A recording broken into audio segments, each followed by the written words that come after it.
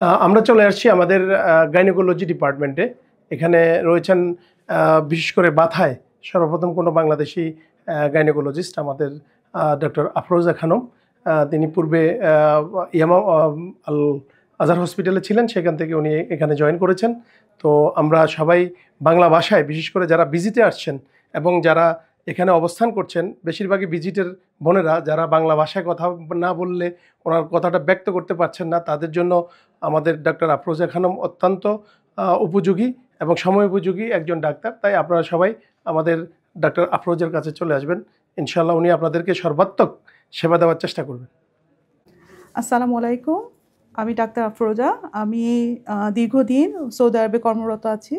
আমি ২০০২ সাল থেকে সৌদি আরবে বিভিন্ন হসপিটালে, সরকারি এবং বেসরকারি হসপিটালে কর্মরত ছিলাম।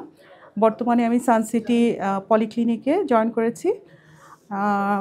আমি চাই যে আমাদের বাংলাদেশি যারা কমিউনিটি আছে, যাদের ভাষাগত সমস্যা আছে, বিভিন্ন ধরনের রোগের কথা বলতে সমস্যা হয়, তারা যারা গাইনির যে সমস্যাগুলো আছে, যে যারা প্রেগনেন্ট হতে অসুবিধা হচ্ছে, যারা ইনফার্টিলিটির সমস্যায় ভুগছেন এবং যাদের মাসিকের সমস্যা, হরমোনজনিত সমস্যা, এবং যারা টিনেজার আছে, যাদের হার্সিটিজম যেটা বলা হয়, হরমোনজনিত সমস্যা আর মাসিকের সমস্যা, এই ধরনের সমস্যা যারা আছে তারা আপনারা এখানে আসতে পারেন।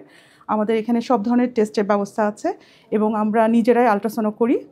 আর এখানে সার্ভাইকাল স্মেয়ার অর্থাৎ জরায়ু ক্যান্সারের যে স্ক্রিনিং টেস্ট, সেই ব্যবস্থা আছে।